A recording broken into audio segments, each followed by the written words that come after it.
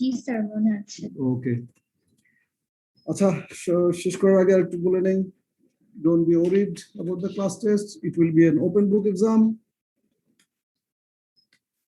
so খুব বেশি কিছু মুখস্থ সেখানে থাকবে না।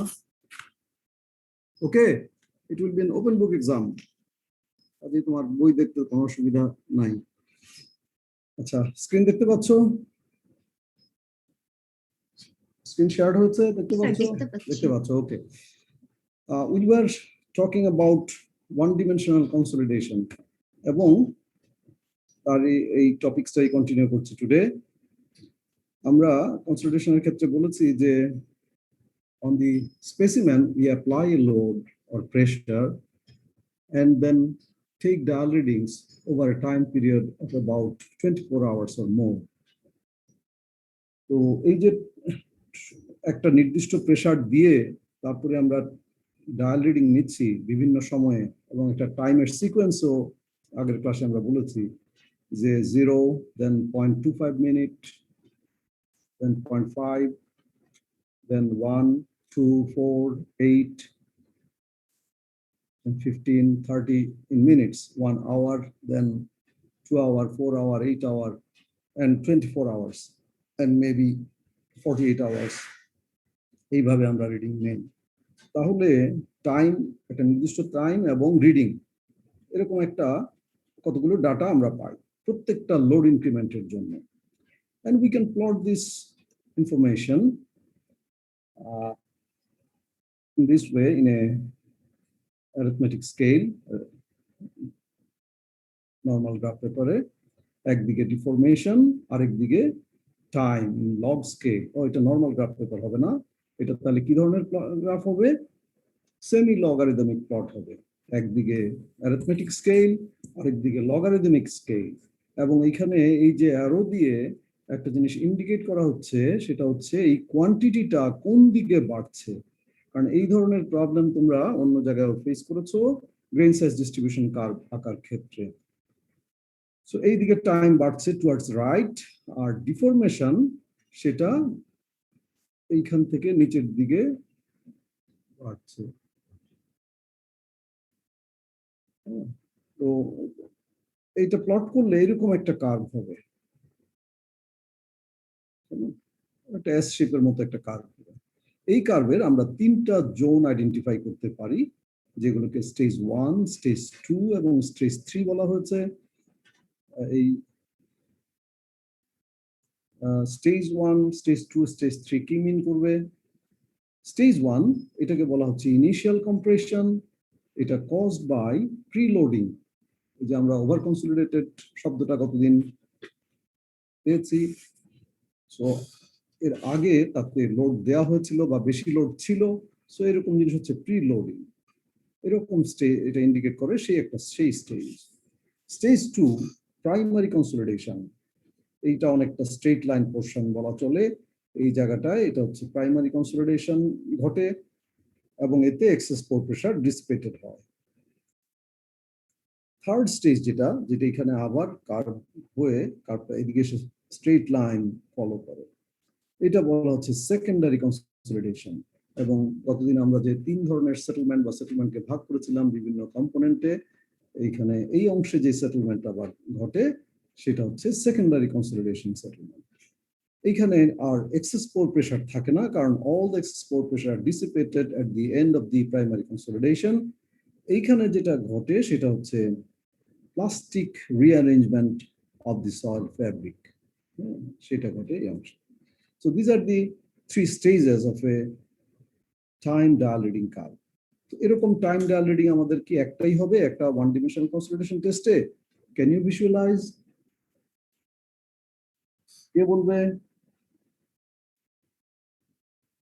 স্যার কোশ্চেনটি আরেকবার বলা যাবে? বলছি যে এই যে টাইম ডায়াল রিডিং এর কথা বললাম, একটা ওয়ান ডিমেনশনাল কনসলিডেশন টেস্টে এইটা কি একটা মাত্র কার্ভই হবে এরকম?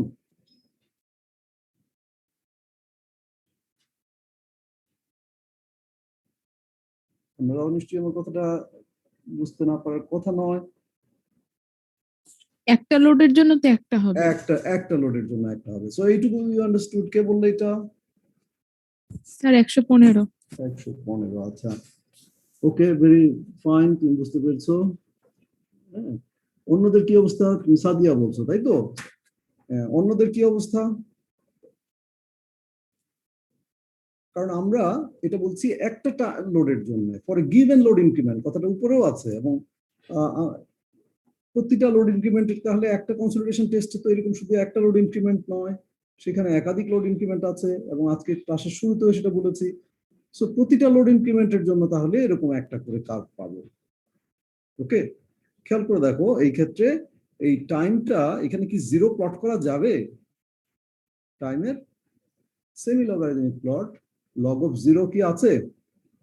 না স্যার, জিরো নেই। আনডিফাইন্ড। সো এখানে জিরোটা থাকবে না, তবে হ্যাঁ জিরোর পরে যে রিডিংটা সেটা থেকে আমরা প্লট করব। সো প্রতিটা লোড ইনক্রিমেন্টই আমরা যেহেতু জিরো থেকে শুরু করব, মানে জিরো টাইম থেকে রিডিং নিয়েছি, জিরোটা থাকবে না, কিন্তু তারপরে 0.25 মিনিট, 1.5 মিনিট সেটা থাকবে। সো প্রতিটা লোড ইনক্রিমেন্টের জন্য এরকম একটা করে কার্ভ পাবো। দেন লেটস সি যে এই স্ক্রিনে ওয়ার্নিং,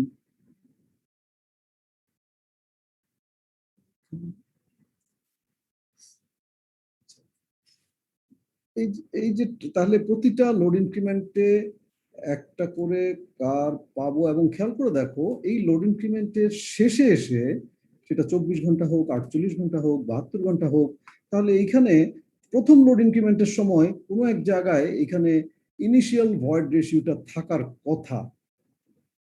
স্যাম্পলটা তো একটা ইনিশিয়াল ভয়েড রেশিও ছিল, বা তার কাছাকাছি কিছু একটা এখানে থাকার কথা, তারপরে এটা ডিফর্মড হয়েছে।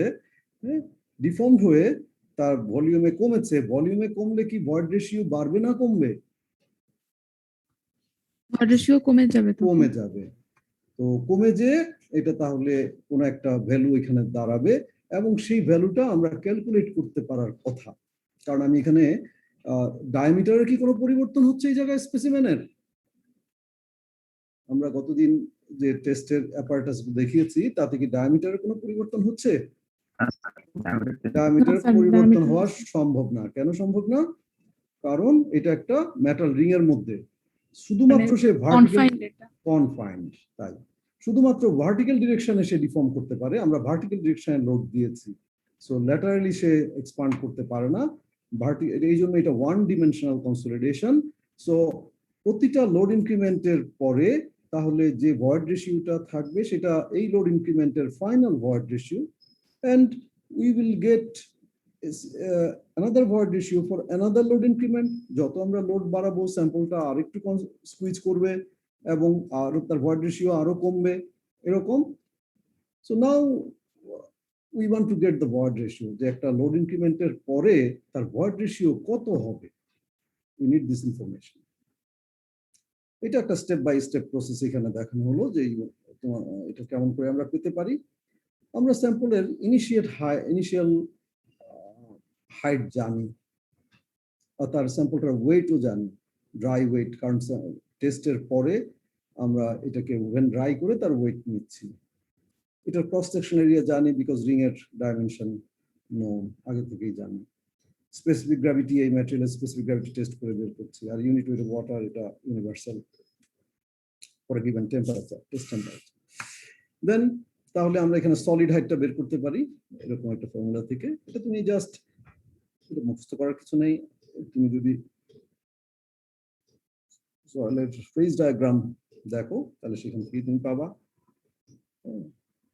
এখানে ইনিশিয়াল হাইট যদি তার এইচ হয়, স্পেসিমেন যদি এ হয়, ডব্লিউ যদি তার ড্রাই ওয়েট হয়, তাহলে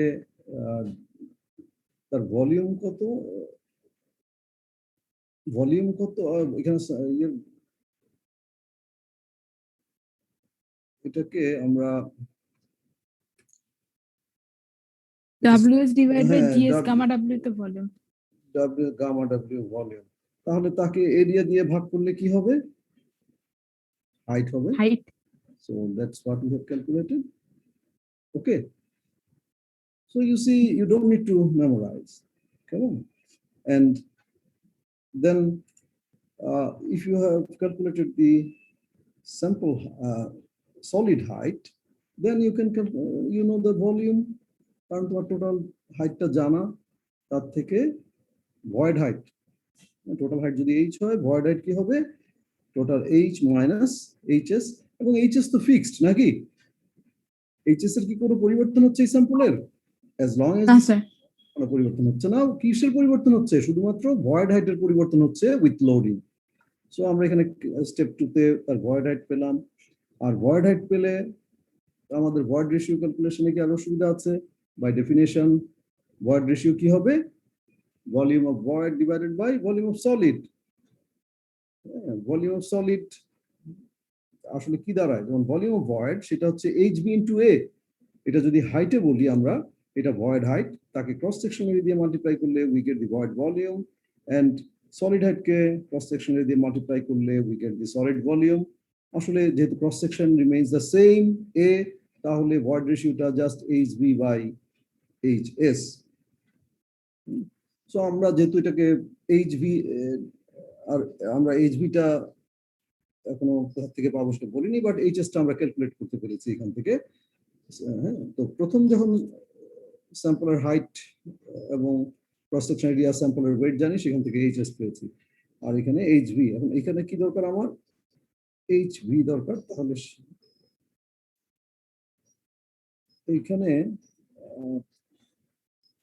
hs, সরি, তো আমরা এখানে বের করেছি। সো বের করলে দুইটা থেকে আমরা e0 পেয়েছি। ইজ ইট ওকে? কারণ স্টেপ 1 এ আমি hs বের করেছি, স্টেপ 2 তে hv বের করেছি, সো স্টেপ 3 তে এসে e0 all known, we got e0 initial void ratio. তারপরে এখন সাবসিকুয়েন্টলি আমি যখন লোড অ্যাপ্লাই করেছি, কোনো একটা লোড p1,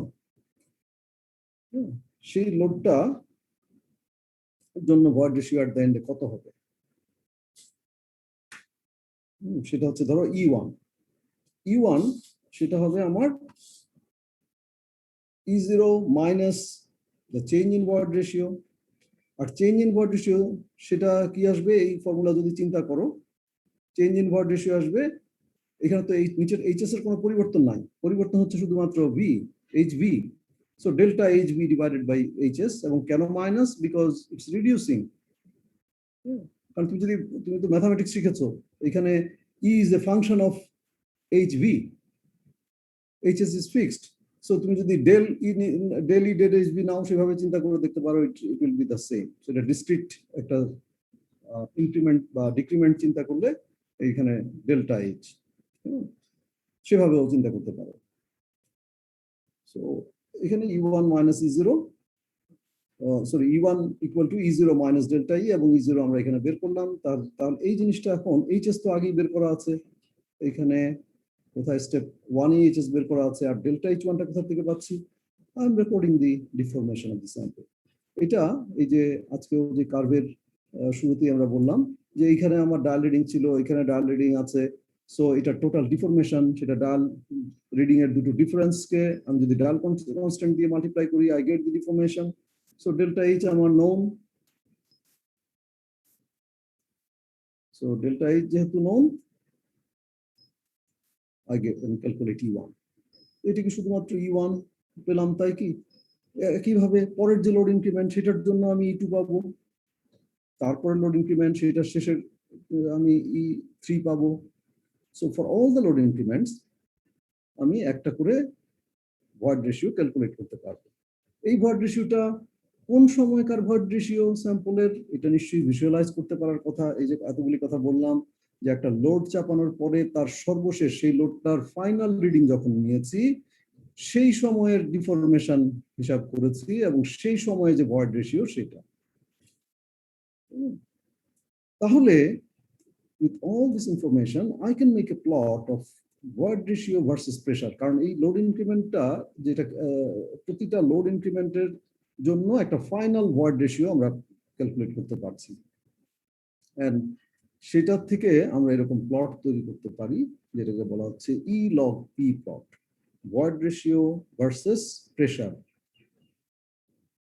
এবং দেখো যে এরকম পয়েন্টগুলো, ডিসক্রিট পয়েন্টগুলো দেখতে পাচ্ছ, এই পয়েন্টগুলো দিয়ে we draw a smooth curve, যেটা e log p curve. Vertical এক্সিসে ভয়েড রেশিও, এবং খেয়াল করে দেখো ভয়েড রেশিও উপরে বড়, তার থেকে নিচের দিকে কমছে। সো এটা ভয়েড রেশিও। ওইখানে যখন আমরা প্লট করেছি ডিফরমেশন, আগে যখন টাইম ডায়ালেটিং কার্ভ প্লট করেছিলাম সেটা হচ্ছে ডিফরমেশন, আর এখানে প্লট করছি ভয়েড রেশিও। ভয়েড রেশিও তাহলে স্যাম্পলের শুরুতে যখন আমার প্রেসার কম ছিল তখন স্যাম্পলের শুরুতে ভয়েড রেশিও ছিল বেশি, তারপরে এটা দ্বিতীয় লোড ইনক্রিমেন্টের করসপন্ডিং ভয়েড রেশিও কমেছে, তারপরটার ক্ষেত্রে আরো ভয়েড রেশিও কমেছে, তারপরটার ক্ষেত্রে আরো ভয়েড রেশিও কমেছে, প্রেসার বাড়ছে ভয়েড রেশিও কমছে। সো এইখানে ভার্টিক্যাল এক্সিসে ভয়েড রেশিও নিচ থেকে উপর দিকে বাড়ছে, কিন্তু যদি টেস্টের সিকোয়েন্স চিন্তা করো তাহলে এই পয়েন্টটা আগে এসছে, তারপরে এইভাবে করে পয়েন্টগুলো এসছে, এবং এটা ফাইনাল আনলোডিং। এরকম একটা টেস্টে মাঝখানেও আনলোডিং রিলোডিং হতে পারে, এবং এখানে খেয়াল করো অ্যাগেইন যেটা আমি বলেছি যে এই প্লটে কিন্তু E0, যদিও এখানে আমরা E0 ক্যালকুলেট করেছি ইনিশিয়াল ভয়েড রেশিও একদম স্যাম্পলের শুরুতে স্টেপ 3 তে, বাট E0 কিন্তু এই প্লটে থাকার কোনো কারণ নাই, সুযোগ নাই, কারণ E0 is at zero pressure. So zero pressure সেখানে প্লট করা যাচ্ছে না, সেটা থাকবে না, তবে সেটা আমার লাগবে। হ্যাঁ বলো, তোমার কথাটা তো স্পষ্ট আসেনি।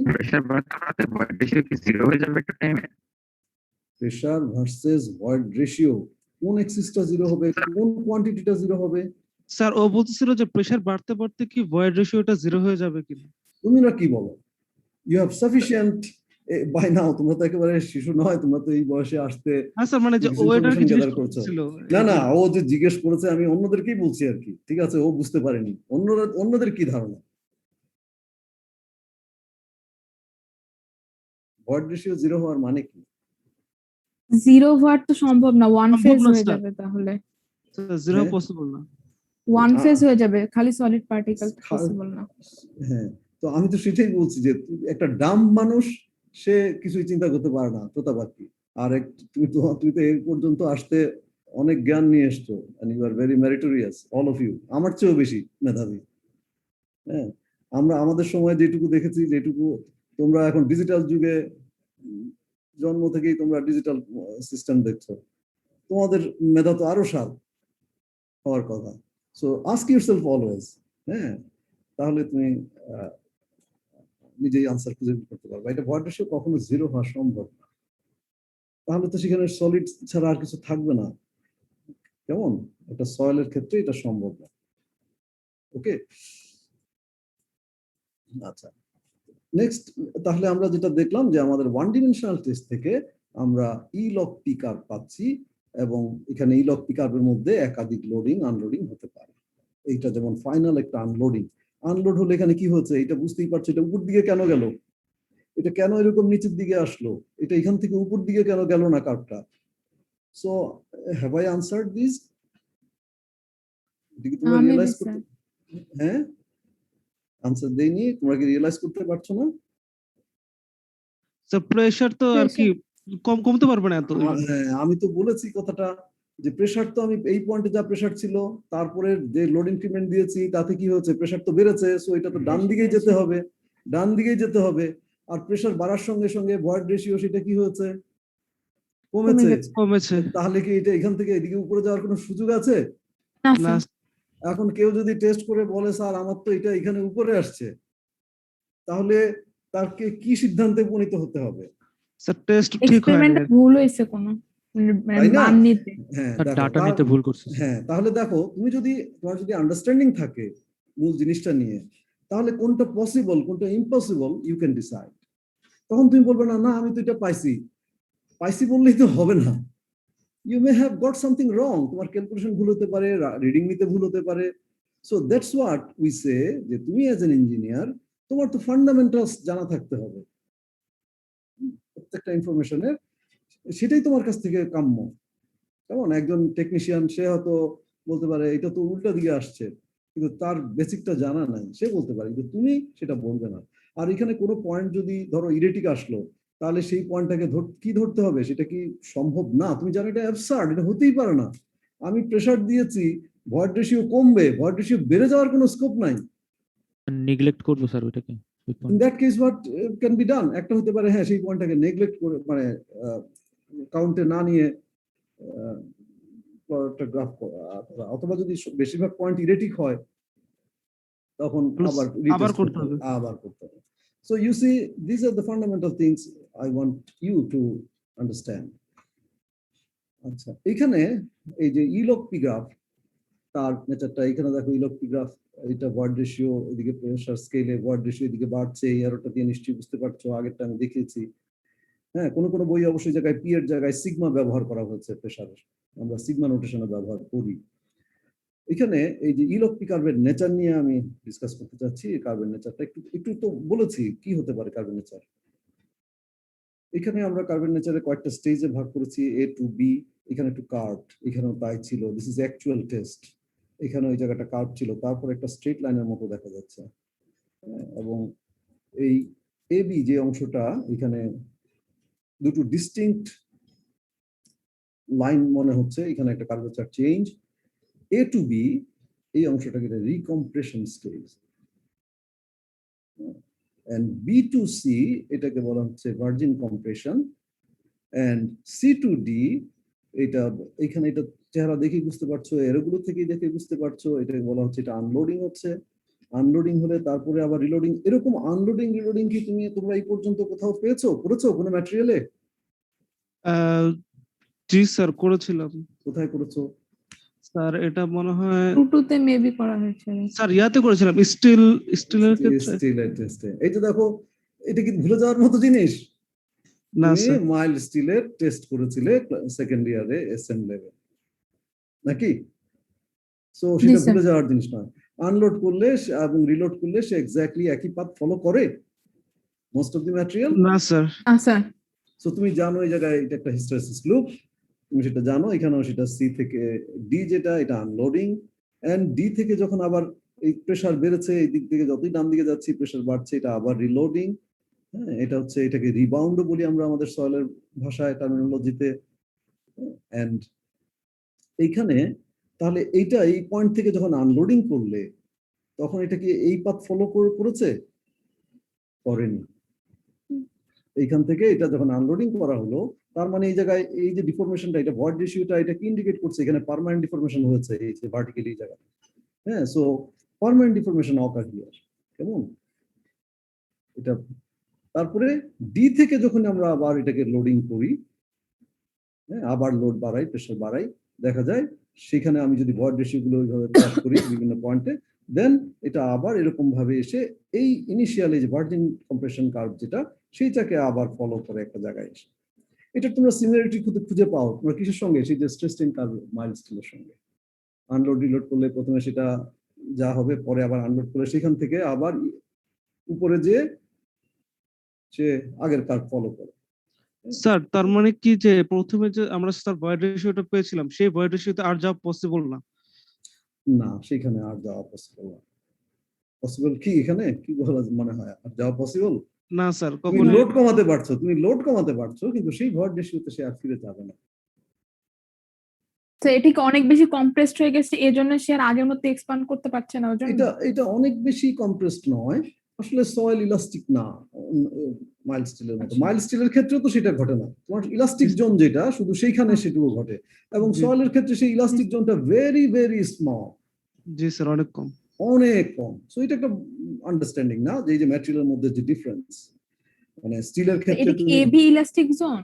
আসলে এবি টা কি এবিও ইলাস্টিক না, এটাও ইলাস্টিক না। এটাও দেখো ইলাস্টিক হলে কি হতো, তুমি এরকম হরাইজন্টাল বা এখান থেকে এটা ফেরত যেত আবার, তাই না? কিন্তু তুমি যদি এখানেও আনলোড করো এখানেও তুমি একটা স্মল ইয়ে পাবা, যেখানেই তুমি আনলোড করবা সেখানেই তুমি একটা স্মল এরকম সাইকেল পাবা। মানে স্যার কম্প্যাক্ট হইতেই থাকে স্যার, হতেই থাকবে, সেটাই।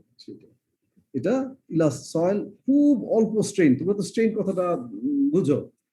হ্যাঁ, তুমি স্টিলের ক্ষেত্রে যে তোমার ইল্ড স্ট্রেন সেটা কতটুকু? 0.2% এরকম, মনে নাই তোমাদের হয়তো। হ্যাঁ, কিন্তু এটা সয়েলের ক্ষেত্রে 0.00 সামথিং, 0.000 এরকম। এটা মানে ইলাস্টিক রেঞ্জটা ভেরি ভেরি স্মল। কেমন? সো এখানে আরো কিছু এক্সপ্লেনেশন দেওয়া হচ্ছে। যে এই কার্ভটা এরকম কেন। এবি অংশটা সেটা দেখো, when we collected the sample, it is from the field, it was at some depth, এবং সেখানে some vertical pressure ছিল। সেই ভার্টিক্যাল প্রেশারটা কি ছিল? ফিল্ডের মধ্যে ওভারবার্ডেন প্রেশার সেটা ছিল। আমরা যখন স্যাম্পলটাকে ফিল্ড থেকে নিয়ে এসেছি, মনে করে এটা 10 মিটার নিচের থেকে আনা হয়েছে এই স্যাম্পলটা, তাহলে 10 মিটার ওভারবার্ডেন প্রেশার সেখানে ছিল। সেই প্রেশারটা, সেই স্যাম্পলটাকে যখন আমরা ল্যাবে এনে টিউব থেকে বের করেছি, তখন তো তার উপরে আর সেই প্রেশারটা নাই। 10 মিটারের প্রেশার তো অনেকখানি প্রেশার ছিল, ইভেন 2, 3, 5 মিটার যাই হোক সেই প্রেশারটা ছিল। আমরা যখন স্যাম্পলটা ওই রিং এর মধ্যে তৈরি করেছি, তখন তো তার উপরে কোনো প্রেশারই ছিল না। সো এখানে প্রেশার রিলিজ ঘটেছে। তার মানে কি, যে স্যাম্পলটা আমরা ল্যাবে টেস্ট করছি, বসাচ্ছি, সেই স্যাম্পলটা এটা শুরুতে প্রিলোডেড। সো এই জায়গাটা সাধারণভাবে সবসময় আমরা এরকম প্রিলোডেড পার্ট পাবো বা ওভার কনসলিডেটেড পার্ট পাবো। সো এই যে ইনিশিয়াল পার্ট যেটা এবি, সেটা আসলে কখনোই ফিল্ডকে রিপ্রেজেন্ট করে না। ফিল্ডে এই মুহূর্তে স্যাম্পলের যা পজিশন, যা কন্ডিশন, সেটাকে রিপ্রেজেন্ট করে না, এটা ওভার কনসলিডেটেড এখানে। এবং সেই অংশটা এখানে যে ফার্স্ট পার্ট আমি বলছি এবি। তারপরে যখন এখানে প্রেশারটা ফিল্ড প্রেশারের যে বেশি হয়, যদি ফিল্ডের সয়েল নর্মালি কনসলিডেটেড সয়েল হয়, তাহলে এখানে এই বি সি ডি জি পার্টটা এটা তখন নর্মাল কনসলিডেশন লাইনে হবে। এটা তো এটাকে নর্মাল কনসলিডেশন লাইনও বলছে, ভার্জিন কম্প্রেশন লাইনও বলছে। হ্যাঁ, বিভিন্ন বইয়ে দেখবা বিভিন্ন রকম টার্মিনোলজি আছে। So you have to know all. এখানে বিসি সম্পর্ক একই। দেন নাও দেখো, এখানে আমরা এটাকে প্লট করেছিলাম কিভাবে, এদিকে ভয়েড রেশিও এবং এইদিকে প্রেশার স্কেলে, লগ স্কেলে। এটাকে যদি আমি void ratio versus pressure arithmetic plot করি, তাহলে কি দাঁড়াবে? তাহলে কিন্তু প্লটটা চেহারা হবে এরকম। হ্যাঁ, মানে ভয়েড রেশিও, এটা এই কার্ভ থেকে তুমি কি বুঝতে পারছো, যে এইখানে যে স্লোপটা একটা প্রেশার ইনক্রিমেন্টের জন্য, এইখানে এসে সেই স্লোপটা কি বাড়লো না কমলো? কমে গেছে। বেড়েছে। হ্যাঁ, কার্ভের স্লোপ এটা বেশি না এটা বেশি? স্যার উপরেরটা বেশি। স্লোপ বেশি, উপরেরটা বেশি, বেশি। এটার স্লোপ বেশি। একটা লাইন এটা স্টিপার, যত এরকম হবে ফ্ল্যাটার, তার স্লোপ কম না? সো এইখানে দেখা যাচ্ছে যে ইনিশিয়াল পোর্শনে অল্প লোড ইনক্রিমেন্ট দিলেও অনেক বেশি ডিফরমেশন হলো, ওয়্যারএজ যতই স্যাম্পলটা কম্প্যাক্টেড হচ্ছে, তখন আমি এখানে দেখো প্রেসার রেঞ্জটা বড়, তারপরেও ডিফরমেশনটা কম। এটা আমাদের ইনটুইশন কি বলে? স্ট্রেংথ স্যার বেড়ে গেছে স্যার সয়েলে যখন। যত ম্যাটেরিয়ালটা কমে গেছে। এটা কি জাস্টিফায়েবল নাকি আনজাস্টিফাইড? জাস্টিফায়েবল। জাস্টিফায়েবল স্যার। তাই না? দেখো তুমি নিজেই জাস্টিফাই করতে পারছো, কারণ তুমি জিনিসটার ইন্টারনাল মেকানিজম, তুমি টেস্টের প্রসিডিউরটা যদি তুমি রিয়েলাইজ করে থাকো, তুমি প্রত্যেকটা জিনিস জাস্টিফাই করতে পারবা। হ্যাঁ, এই কার্ভটা এইদিকে আসার কোনো সুযোগ নাই। এবং এই যে কারণ প্রথম দিকে ভয়েড বেশি, তুমি একটা স্পঞ্জ সেটা খুব সফট, বা একটা রাবার সেটা সফট, সেইখানে অল্প চাপ দিলেই যতটুকু ডিফর্ম হবে, একটা হার্ড রাবার সেইটাকে একই পরিমাণ ডিফর্ম করতে অনেক বেশি প্রেসার লাগবে, তাই তো? সো কাজেই সয়েলটা যত বেশি কম্প্রেসড হচ্ছে, তার ভয়েড রেশিও যত কমছে, সেটাকে আরো ফার্দার তার ডিফরমেশন ঘটাতে অনেক বেশি প্রেসার লাগছে। সো কাজেই যতই এটা নিচের দিকে আসবে, সেটা স্লোপটা এরকম কমে আসবে। হ্যাঁ, কারণ দেখো এইদিকে এই পয়েন্ট আর এই পয়েন্টের মধ্যে ডিফরমেশন তো এই ভার্টিক্যাল ডিস্টেন্সটা, so that divided by this pressure difference that gives this load, যেটা রিয়েলাইজ করা যাচ্ছে ইজিলি। এখানে এই ইলকপি কার্ভ থেকে আমরা কতগুলো ইনফরমেশন পাই, এটা কতদিনে আমরা লিস্ট করেছিলাম, কতদিনের লাস্ট স্লাইডে এরকম একটা লিস্ট ছিল। হ্যাঁ, তার একটা হচ্ছে compression index CC, C capital C subscript C, এবং আরেকটা বলেছিলাম আমরা swelling index or rebound index CR. CC is the slope of the normal consolidation line or virgin compression line. এটা এখানে সিসি এটার স্লোপটা যদি আমরা বের করতে চাই তাহলে নরমাল কনসলিডেশন বলা মাত্রই কিন্তু বা বুঝতে হবে যে এটা ই লগ পি প্লট থেকে, এবং এটা বাই ডেফিনেশনই ছিল সিসি হচ্ছে ই লগ পি প্লটের ক্ষেত্রে এটার স্লোপ। তো সেই ক্ষেত্রে তাহলে এই অংশের যে স্লোপ সেটা পেতে গেলে আমাকে কি করতে হবে, এখানে দুটো পয়েন্ট নিতে হবে, দুটো পয়েন্ট নিয়ে তার স্লোপ বের করতে গেলে নরমাল যে প্রসেস সেভাবেই এখানে সিসি স্লোপটা পেতে ধরো এখানে এই যে এই স্লোপটা বের করতে এই একটা পয়েন্ট আর এখানের একটা পয়েন্ট যদি তুমি চিন্তা করো, এখানে বোধহয় পয়েন্টটা ঠিক হয়নি, P3টা লাইনটা এখানে আসবে। স্যার আরেকবারে পার্টটা একটু বলা যাবে? বলছি আমরা এখানে এই লাইনটার স্লোপ বের করতে চাই।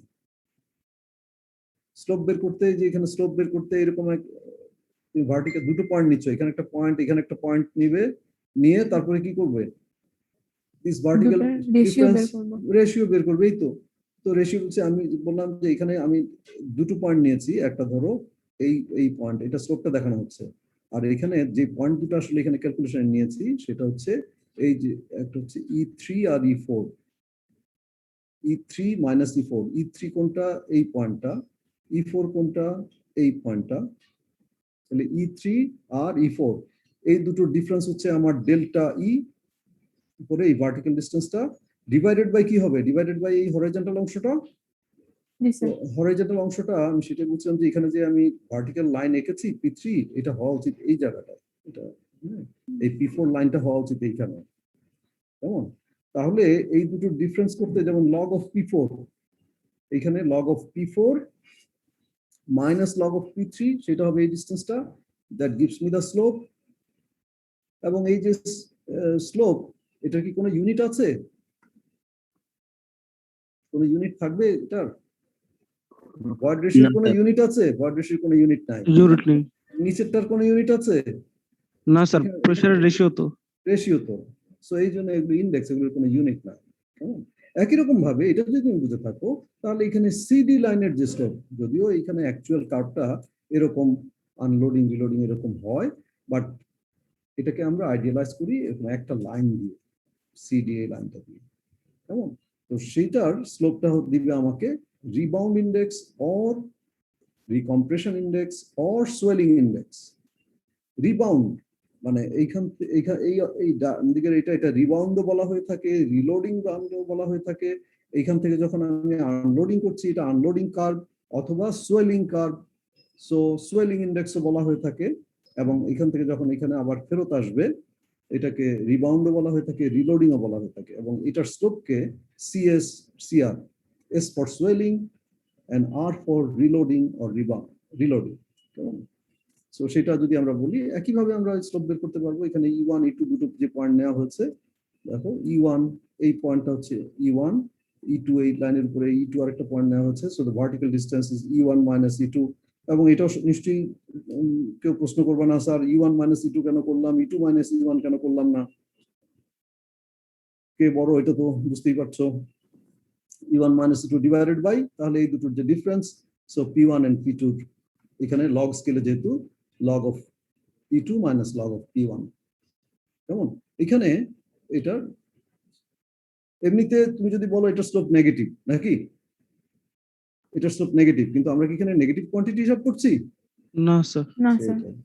ইটস এ কনস্ট্যান্ট, আমরা নেগেটিভ কোয়ান্টিটি হিসাব করছি না, এই জন্য এখানে P2 minus log of P1। আচ্ছা এখন বলো তাহলে ওয়ান ডিমেনশনাল কনসলিডেশন টেস্ট থেকে আমরা যে সিসি বা সিএস পাবো, এটা সিসি কয়টা পাবো, অপারেশন ইন্ডেক্স কয়টা পাবো, একটা স্যাম্পলের কয়টা সিসি কি একটা ইউনিক ভ্যালু না একাধিক ভ্যালু? একটা লোড ইনক্রিমেন্টের জন্য একটা পাবো। একটা ভ্যালু স্যার, একটা লোডের জন্য। একটা লোডের জন্য? এই কার্ভটা কি একটা লোডের জন্য? না স্যার, একাধিক মানে না স্যার, একটা লোড ইনক্রিমেন্টের জন্য। হ্যাঁ, এই যে ইলক পিকআপটা পেয়েছি এটা কি শুধু একটা লোড ইনক্রিমেন্ট থেকে পেয়েছি? না স্যার, অনেকগুলো লোড ইনক্রিমেন্ট। এই যে এখানে এটা তুমি অনেকগুলা মানে একটা সিকোয়েন্সে, একটা সিকোয়েন্সে একটা স্যাম্পলের উপরে তুমি যতগুলি লোড ইনক্রিমেন্ট, তুমি যদি মাঝখানে আরো লোড ইনক্রিমেন্ট দিতা, আরো সাবডিভাইড করতা, তাতেও অসুবিধা কি, এই কার্ভটাই হতো। ওকে, তো তার মানে এটা তো একটা লোড ইনক্রিমেন্টের সঙ্গে সম্পর্ক না, একটা স্পেসিমেনের সঙ্গে সম্পর্ক। একটা স্পেসিমেন থেকে তুমি এরকম একটাই লাইন পাবা ইলক। এটা একটা সয়েল এলিমেন্টের ক্যারেক্টারিস্টিক্স হওয়ার কথা। ওই সয়েল এলিমেন্টের জন্য ইলক পি কার্ভ একটাই হওয়ার কথা, এবং সেই ক্ষেত্রে তাহলে একটাই সিসি ভ্যালু থাকবে। আর রিবাউন্ড বা সোয়েলিং ইন্ডেক্স, সেটা ধরো এটা আমি এই পয়েন্টে আনলোড করেছি, এরকম যদি এই পয়েন্টে আনলোড না করে এখানে আনলোড করতাম, আলাদা পেতাম। আলাদা আলাদা পেতাম। পেতাম, আলাদা হতো। স্টিলের ক্ষেত্রে চিন্তা করো তো, না স্যার, এটা প্যারালাল হতো না। না, এটা parallel উপরে হতো। স্লোপ এটাও- সেম হতো। এটা উপরে হতো কিন্তু প্যারালাল হতো। তো হ্যাঁ, প্যারালাল হওয়ার মানে কি? আমি তো স্লোপ বের করেছি, স্লোপ সেমই থাকবে। তাহলে সেম থাকবে। আচ্ছা। তাহলে আমরা কি বলতে পারি যে আমরা যে কম্প্রেশন ইন্ডেক্স এবং সোয়েল ইন্ডেক্স বের করেছি বা রিবাউন্ড ইন্ডেক্স বের করেছি, সেগুলো একটা সয়েল এলিমেন্টের জন্য ইউনিক হওয়ার কথা, নাকি একটাই ভ্যালু হওয়ার কথা? জি স্যার। আচ্ছা। দেখো, এইটাকে আমরা অন্যভাবে, এই স্লাইডটাতে পরে আসছি আমি, আগে অন্য একটা জিনিস বলে নিই।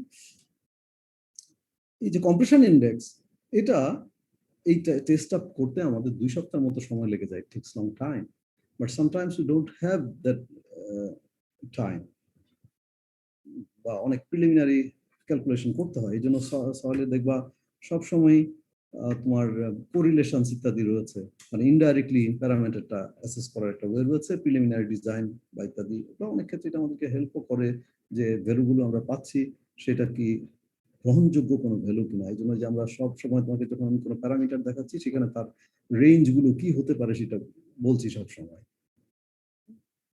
কম্প্রেশন ইন্ডেক্স, এটা আমরা ওয়ান ডিমেনশনাল টেস্ট থেকে যেমন পাই, লোকজন চেষ্টা করেছে অন্য কোনো প্যারামিটারের সঙ্গে এটা রিলেটেড কিনা। So there are lot of researches, এবং অনেক আগে যেমন স্ক্যাম্পটন সেই ইকুয়েশনটা দিয়েছে, CC equal to 0.009 liquid limit -10। এটা কিসের জন্য? সে বলেছে সে অনেকগুলো নর্মালি কনসোলিডেটেড ক্লের জন্য। নর্মালি কনসোলিডেটেড ক্লে যদি হয় তাহলে তার সিসি ভ্যালুটা এরকম হবে, এই ইকুয়েশন থেকে পাওয়া যাবে। এবং সেই এখানে একটাই মাত্র আননোন WL, WLটা এখানে বলা হচ্ছে দিস ইজ লিকুইড লিমিট। তোমরা কি হিসাবে করেছো? লিকুইড লিমিটকে তোমরা কি বলছো সংক্ষেপে ডেজিগনেট করেছো কি দিয়ে? এল দিয়ে বলি তো আমরা। LL দিয়ে, ক্যাপিটাল L ক্যাপিটাল L, তাই তো? LL, হ্যাঁ। তো এটা এই বইয়ে WL এরকম বিভিন্ন নোটেশন দেখলাম। আর রিমোল্ডেড জন্য সে বলেছে এটা 0.009 এর জায়গায় 0.007, বাকিটা একই। এই যে জিনিসটা একটা ইকুয়েশন, তোমাকে যদি আমি জিজ্ঞেস করি এই ইকুয়েশনটা নেচারটা কিরকম? স্যার এটা স্ট্রেট লাইন। স্ট্রেট লাইন হবে, তাই না? কারণ এখানে এটাকে যদি y বলো, আর এটাকে যদি এখানে একটাই মাত্র mx parameter y mx, mx এবং প্লাস সি না মাইনাস সি, এটা মাইনাস সি। মাইনাস দেখো, হবে এখানে। হ্যাঁ, তুমি এখানে এখান থেকে তুমি এটা ভিজুয়ালাইজ করতে পারো কার্ভটা। তুমি যদি একদিকে সিসি আর একদিকে WL প্লট করো, কার্ভটা কিরকম চেহারা হবে? স্যার আপওয়ার্ড হবে, কিন্তু স্যার নেগেটিভ, 0 তে নেগেটিভ। নেগেটিভ স্লোপ হবে, তাই না? সো এরকম এই জিনিসগুলো আসলে সব সময় চিন্তা করতে চেষ্টা করবা ইকুয়েশন। এনিওয়ে, এটা স্ক্যাম্পটন বলেছে, এরকম ইকুয়েশন আরো অন্যান্য জন বলেছে, যেমন বাউলস সে দিয়েছে। এখানে সে সিসি কে আরো অন্য প্যারামিটারের সঙ্গে রিলেট করেছে, একটা E0, WL তো লিকুইড লিমিট, WN হচ্ছে তার ন্যাচারাল ওয়াটার কন্টেন্ট, এখানে ন্যাচারাল ওয়াটার কন্টেন্ট হচ্ছে WN। এরকম আরো বিভিন্ন রিসার্চার আরো ইকুয়েশন দিয়েছে। I don't want you to memorize all these equations. তবে হ্যাঁ, অন্তত একটা, এইটা অন্তত মনে রাখো, এই দুটো মনে রাখাও খুব সহজ না? জি স্যার।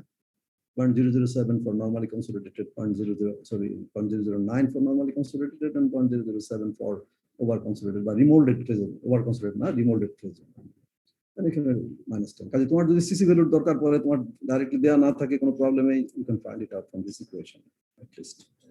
অন্যগুলো এটা তোমাদের যখন প্রয়োজন হবে হয়তো বই দেখে নিতে আসবে, সবগুলো মনে রাখার দরকার নেই। তবে এখানে একটা জিনিস রিয়েলাইজ করার মতো, সেটা হচ্ছে সিসি কোন কোন প্যারামিটারের ফাংশন হতে পারে। এবং এ যেমন বলেছে এটা লিকুইড লিমিটের উপর নির্ভর করতে পারে। এ দেখা যাচ্ছে initial void ratio, natural water content, এরকম ভাবে স্পেসিফিক গ্র্যাভিটি। সো এই রিয়েলাইজেশনটা ইম্পর্টেন্ট। তারপরে সিএস এটাও সিসি। স্যার যদি এর সাথে রিলেটেড হয় তো বোঝাই যাচ্ছে যে স্পেসিফিক গ্র্যাভিটির সাথে রিলেটেড হবেই। হ্যাঁ, এখন মেবি একটা পার্টিকুলার ইকুয়েশন তারা যখন এটা ডিরাইভ করেছে, মেবি ফর পার্টিকুলার সয়েল, এটা যে সব সয়েলের জন্য ইউনিভার্সাল বা ইউনিক হবে স্পেসিফিক এমন গ্র্যাভিটি নাও স্যার হতে পারে। ইন্ডিপেন্ডেন্ট না, মানে স্পেসিফিক গ্র্যাভিটির উপরে অন্যগুলো ডিপেন্ড করে, স্পেসিফিক গ্র্যাভিটি তো অন্যগুলোর উপর ডিপেন্ড করে না মেবি। তাই কি এই লিকুইড লিমিট ভয়েড রেশিও কি স্পেসিফিক গ্র্যাভিটির উপর ডিপেন্ডেন্ট হবে? এট মানে স্যার ভয়েড রেশিওর কথা বলছি না স্যার, ভুল বলেছে। লিকুইড লিমিটও কি ডিপেন্ডেন্ট হবে? মনে হয় না না, স্যার, তাই লিকুইড না? লিমিট ডিপেন্ডেন্ট হবে না। হবে না। সো এখানে দেখো বিভিন্ন জন কতগুলো ইকুয়েশন দিয়েছে বিভিন্ন প্লের জন্য। আমাদের দেশের প্লের জন্য কিন্তু আসলে এরকম কিছু বের করা নাই। ইফ ইউ আর ইন্টারেস্টেড, তোমরা হয়তো কেউ আগামীতে তোমরা যদি ইন্টারেস্টেড হও, তোমরা রিসার্চ করো, মেবি বের করতে পারবে। ইভেন ইন ফোর্থ ইয়ার তোমাদের প্রজেক্টেও তোমরা যদি সয়েলে কেউ কাজ করতে চাও, you have a scope here. এখানে তুমি আমাদের সয়েলগুলো সম্পর্কে খুব বেশি জটিল কোনো টেস্টও করতে হচ্ছে না এখানে। এখানে দিজ আর ভ্যালুজ ফ্রম বুক, যে বিভিন্ন সয়েলের জন্য ভেরিয়েশন। হ্যাঁ, তবে একটা ধারণা, লিকুইড লিমিট 40 হলে, প্লাস্টিক লিমিট 20 হলে, কম্প্রেশন ইন্ডেক্স 0.35, সোয়েল ইন্ডেক্স অনেক কম। কম হওয়াই তো স্বাভাবিক না? এখানে ইলক পিকার্ভের এইটার যে সিসি যা, তার থেকে এটা তো অনেক ফ্ল্যাটার। এবং কত ফ্ল্যাটার, কত ভাগের এটা, অনেক অনেক কম না? কোথায় 0.35 আর এটা 0.07, কয় ভাগের এক ভাগ? 35/7, 5 ভাগের এক ভাগ প্রায়, নাকি? জি স্যার, 5 ভাগের 1 ভাগ। 5 ভাগের এক ভাগ, এরকম 5 ভাগের এক ভাগ থেকে বোধহয় 5 ভাগের এক ভাগ থেকে 6 ভাগের এক ভাগ, 7 ভাগের এক ভাগ, এরকম হতে পারে। এখানে সোয়েল ইন্ডেক্সের কথা তাই বলেছে, দেখো সোয়েল ইন্ডেক্স, সোয়েল ইন্ডেক্সে বলছিলাম এরকম, দি Soyel index is very smaller in comparison to compression index, এবং সেটা around 1.5 to 1/10 এরকম হতে পারে বিভিন্ন সয়েলের জন্য বিভিন্ন। এবং এটাও এরকম কতগুলো ইয়ে দেয়া। আর আরেকটা ইকুয়েশন এখানে বলা আছে, অন্য বই আর অন্য ইকুয়েশনও থাকতে পারে। এটা লিকুইড লিমিটের ফাংশন দেখা যাচ্ছে এবং জিএস এর ফাংশন, বা ফাংশন বলাচ্ছে নির্ভর করে, মানে this parameter depends on this other parameter, liquid limit and GS. এই দুটো ছাড়াও আমরা এখানে ইলক পিকার থেকে আরো কিছু প্যারামিটার দিতে পারি। তার একটা হচ্ছে এভি, কম্প্রেসিবিলিটি এবং কোএফিশিয়েন্ট অফ কম্প্রেসিবিলিটি, আর একটা হচ্ছে coefficient of volume compressibility. AV by definition হচ্ছে del e del p. Del e del p বলতে তাহলে কি মিন করছে? এটা একটা স্লোপ, কি ধরনের কার্ভের স্লোপ? একদিকে ভয়েড রেশিও, একদিকে প্রেসার, এই কার্ভের স্লোপ। এবং এটার স্লোপ তো দেখো, তাহলে এরকম একটা কার্ভ, এটা তো স্ট্রেট লাইন নয়। আর এবং এটা নেগেটিভ কথাটা বলা হয়েছে কি জন্য? যেহেতু এই স্লোপটা নেগেটিভ, এখানে নেগেটিভ বসালে এটা একটা পজিটিভ কোয়ান্টিটি আসবে, এই জন্য।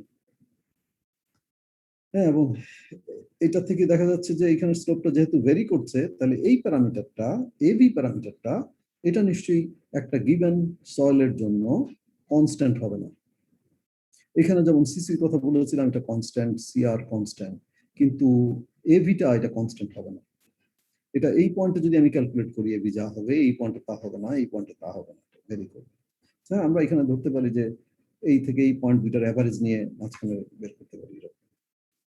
আর MV, coefficient of volume compressibility, সেটা এটা AV divided by 1 plus C. তো এবি যেহেতু প্রেসারের উপর ডিপেন্ডেন্ট, তাহলে এমভিও প্রেসারের উপর ডিপেন্ডেন্ট হবে, এটাও কনস্ট্যান্ট হবে না। এখানে এই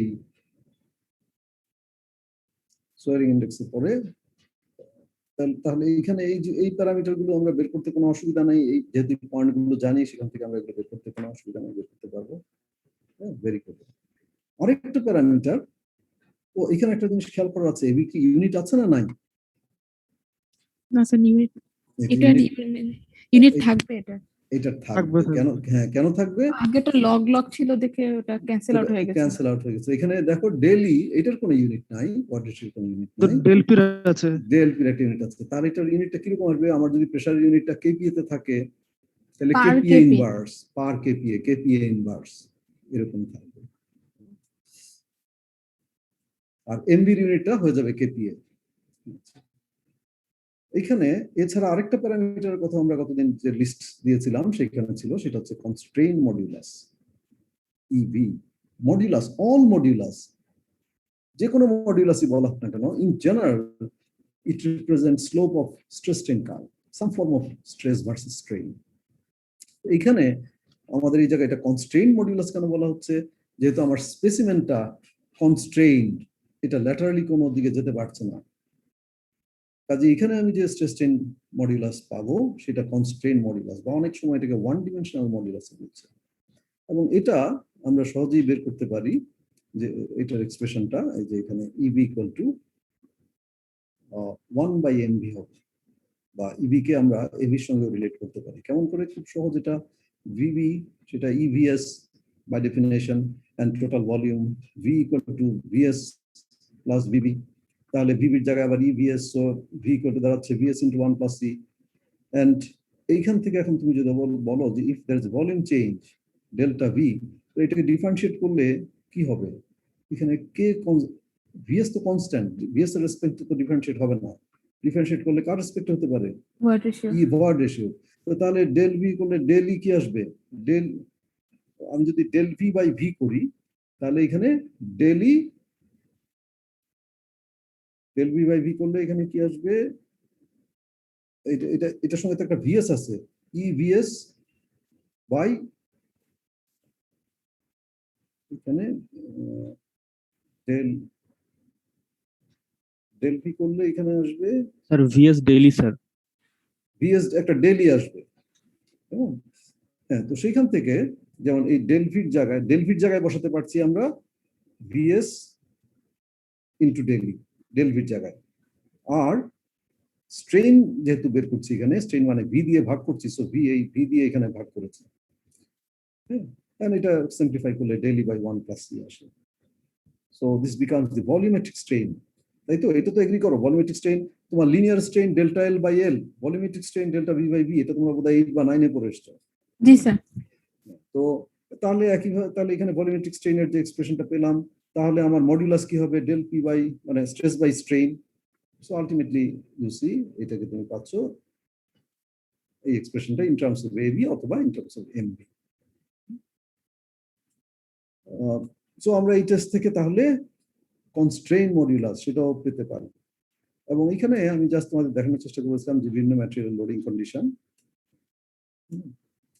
এটা আর একটা ইম্পর্টেন্ট জিনিস, এটা তোমাদের যেটুকু সময় আছে, যদি আমি একটু ওভাররান, বাট এইটুকু শেষ করি। ইলক পিকার থেকে আরেকটা ইম্পর্টেন্ট জিনিস যেটা আমরা পাই সেটা হচ্ছে প্রি কনসলিডেশন প্রেসার। এটা ভেরি সিম্পল, এটা ইলক পিকার, এখানে আমার এই ইনিশিয়াল পোর্শনে যেটা ম্যাক্সিমাম পয়েন্ট অফ কার্ভেচার সেটা আমরা লোকেট করি, মিনিমাম রেডিয়াস বা ম্যাক্সিমাম কার্ভেচার সেটা আমরা লোকেট করি, সেখানে একটা হরাইজন্টাল লাইন এবি আঁকি, যেটা এখানে স্টেপ 2 হরাইজন্টাল লাইন আঁকি, তারপরে এখানে একটা টেনজেন্ট লাইন ড্র করি যেটা এসি, হ্যাঁ, যেটা, এন্ড দেন এই যে বিএসি অ্যাঙ্গেলটাকে আমরা বাইসেক্ট করি, বাইসেক্ট করলে সেই বাইসেক্টরটা হচ্ছে এডি, আর তারপরে এখানে এই ইলক পি কার্ভের নিচের দিকের যে স্ট্রেট পার্ট এটাকে আমরা ব্যাকওয়ার্ড এক্সটেন্ড করি, করলে এই লাইনটা আমার এই বাইসেক্টরকে যেখানে ইন্টারসেক্ট করবে সেই পয়েন্টটা, আসলে এটা ঠিক নয়, এটা আমি কারেক্ট করে দিব তোমাদেরকে যখন পোস্ট করি, এটা এখানে এই পয়েন্টটাতে আসবে, এই বাইসেক্টরের সঙ্গে জিএইচ লাইনের যে intersection, project the straight line backward intersect the line AD, AD কে যেখানে এখানে সেই পয়েন্ট হবে এফ, সেই এফ পয়েন্টে তুমি ভার্টিক্যালি নিচে আসবে, যে pressure that gives you the deconsolidation pressure. এটা আমাদের অনেক কাজে লাগে, একটা সয়েল নরমালি কনসলিডেটেড না প্রি কনসলিডেটেড সেটা দেখার জন্য এটা কাজে লাগে।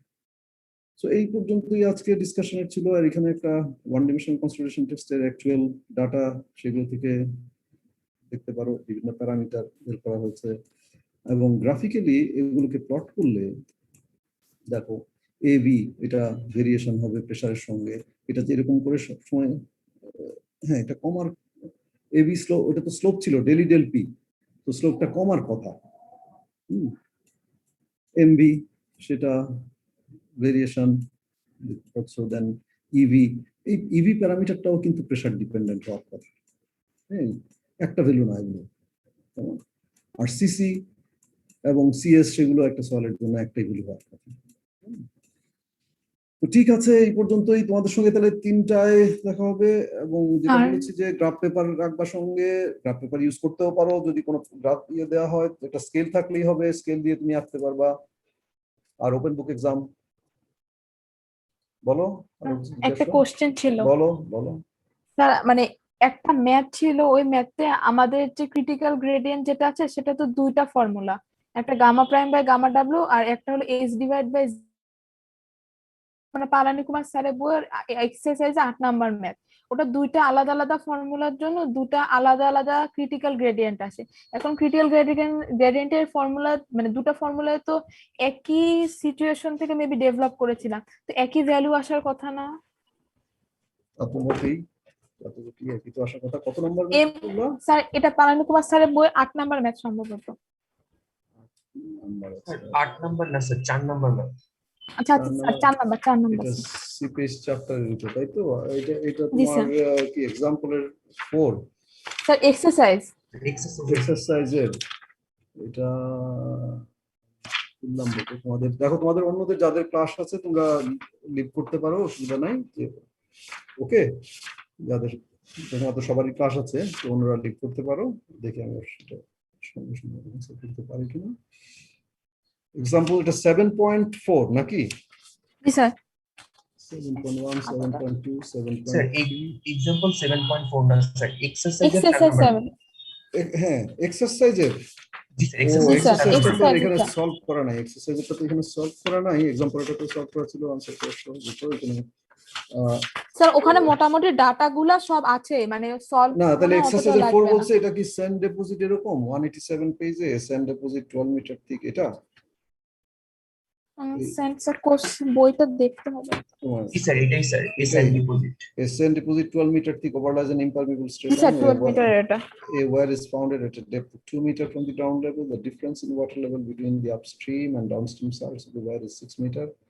The sand has a vertical coefficient of permeability of 4 and horizontal in terms of vertical coefficient. The format drawn for the wire shows 4 closed channels and 12 equipotent drops. Determine the volume of water. তুমি কোন ফর্মুলার কথা বলছো এখানে? Sir critical গ্রেডিয়েন্টের জন্য hmm, gamma prime divide by gamma W দিয়ে করলে 1 আসে। আচ্ছা, হ্যাঁ। আর- আর আর যদি ক্রিটিক্যাল গ্রেডিয়েন্টের এইচ বাই জেড একটা ফর্মুলা আছে না, এখানে এইচ দেওয়া আছে হলো 6 মিটার, জেড আচ্ছা। দেওয়া আছে 12 মিটার, তাহলে 6 ডিভাইড বাই 12 0.5 আসে। সেরকম তো হওয়ার কথা নয়। স্যার মেবি এখানে জেড এর ভ্যালুটা মনে হয় ঠিকভাবে দেওয়া নাই, কারণ জেড এর ভ্যালুটা আমাদের আর কোথাও লাগতেছে না। কারণ ওই জায়গাটা এই যেটা বলছি যে থিওরিটিক্যালি তো দুটো একই ইকুয়েশন, এরকম ইকুয়েশন থেকেই এসছে, তাই না? জি স্যার, জি স্যার। ওই যে বলছি, তখনই আমরা এটা পসিবল কি পসিবল না এই আনসারটা দিতে গেলে আমাদেরকে আমাদের ওই ব্যাকগ্রাউন্ড বা থিওরির দিকে তাকাতে হবে। হ্যাঁ, এখানে দুটো তো ভিন্ন ইকুয়েশন না, একই ইয়ে থেকে এসছে। আমরা যে তিনটা কন্ডিশন জি স্যার, সবগুলো আপওয়ার্ড সিপেজের ওখান থেকে বের করেছে। ম্যাথমেটিক্যালি রিলেটেড, সো সেটা হওয়ার তো কথা নয়। তাহলে হয়তো এখানে ইনফরমেশন ঠিক মতো। জি sir, okay, thank you sir. Okay sir এই ম্যাথটা স্যার ওই gamma prime by I into gamma W দিয়ে করলে আনসারটা মিলে।